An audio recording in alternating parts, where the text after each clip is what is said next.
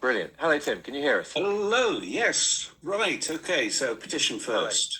Yes, Tim. So Which makes just sense because they are both the petition and the question are very much related, as it turns out. Okay. Tim, so the petition is this. Tim, can you hear me? Yes. Okay, brilliant. Just to say, yes, petition first. You've got 3 minutes for the petition, and then we'll get the response to that, and then we'll move on to your question straight after that, if that's okay. So over to you, 3 minutes. First, be aware that Cambridgeshire roads are in a shocking state with greatest number of potholes per mile in the country, according to the most recent survey by Go Compare. The county council's road maintenance regime was recently rated amber by the Department of Transport, and this was a narrow miss of being flagged as red. Second, be aware that residents frequently say that although potholes have been filled, they soon open up again. There is a widespread view that taxpayers' money is not being used wisely. We therefore call on the County Council to get a grip of the road maintenance contract to improve the quality monitoring and consequences for the contractor of substandard work. We further call on the County Council to ensure that the contractors operate under a transparent regime which provides council taxpayers with value for money and which delivers high quality road maintenance as standard. Thank you very much, Tim. Do we have, is it David Allett is going to respond to the petition? Thank you. Thank you for the petition. The survey referenced mentioned some facts and figures that aren't reconcilable with the County Council's own data and records. The survey mentioned isn't recognised in the industry. However, the council, like many other authorities nationally, so over 80%, was ranked amber in the most recent highway maintenance scoring by the Department for Transport, and we continue to explore how we can improve on that score in future. We recognise that the quality of our road repairs is important, and we focused on ensuring that all defective work is identified and rectified. We've recently extended our term service contract. We're incentivising our contractor to ensure that the quality of road repairs is correct, and where repairs aren't of sufficient quality, our contractor will be fined as well as rectifying the issues. We randomly quality audit a minimum of 5% of all pothole orders raised, and this means each year we'll be assessing over 1,000 individual potholes to ensure they meet expectations, and based on those quality audits, we also have photographs so that we can inspect and assess a much larger number. So I hope that provides some reassurance. Thank you very much, David. And just to say, I also don't recognise those numbers. I just went and looked it up on Go Compare, and they don't tally with anything that I've seen in the way of our data. So I'm not quite sure how Go Compare did that. I know in some other industries that I work in, though, stick your head in the sand like a bloody ostrich. Therefore, they'll just pull up some random figures and do it. But over to you for your next question. Okay. Well, I've just referred to the petition.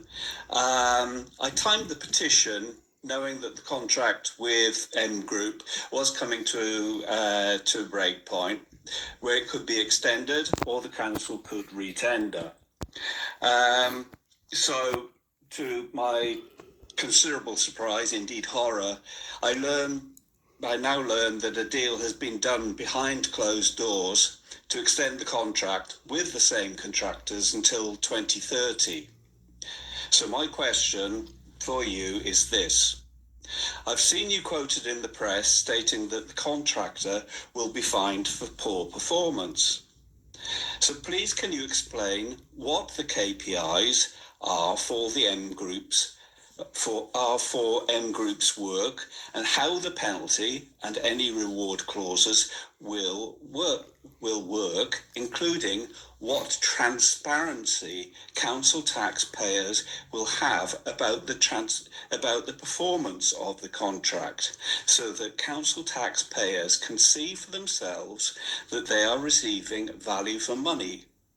I ask you, as you have been quoted as saying that this information is commercially sensitive. With all due respect, council taxpayers need to know how to judge that a deal done behind closed doors with an existing contractor is value for money for them. What an excellent question.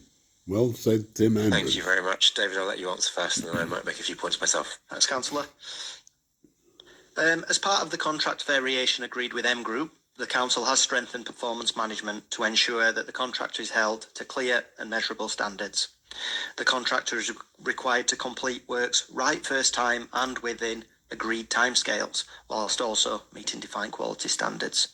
Financial penalties have been introduced to incentivise the contractor to deliver works right first time, where performance falls below agreed standards, and if works are late, which will reduce the amount that the council pays, ensuring that taxpayers do not fund any poor performance. It is the case that some of the detailed contract provisions are commercially sensitive. However, we will be monitoring performance on an ongoing basis. We also report on overall contract performance through our governance and scrutiny processes so that elected members and the public can be assured that standards have been met. So in summary, the contract does include clear performance measures, financial consequences for underperformance and ongoing oversight to ensure that council taxpayers receive the level of service they expect and deserve. Thank you very much. And Tim, I do No just really want to transparency. push back on the point that you've made about decisions being made behind closed doors. Now, obviously, some of these are commercially sensitive, so they weren't right to be in the public domain. But we've seen some members of this council suggest that they weren't aware of it. That is not the case. There have been various appendices that are confidential for this item, but they have been available to all groups. All groups have been involved in the spokes meetings for this one, where the items have been brought and where questions have been asked. So while a number of these items were not fully in the public domain, every single councillor has had an ability to know what is going on via their groups and via the spokes for this meeting. So I don't think it's right and fair for the public to characterise it as being entirely behind closed doors, and I think that sets the wrong narrative of what's happened. Obviously, though, we do need to be aware that some things are commercially sensitive and therefore cannot be in the full public domain, but councillors are able to see that. But thank you very much for your questions. It was good to have you here. We next have Councillor David Landon from Huntingdonshire District. Sorry, excuse me.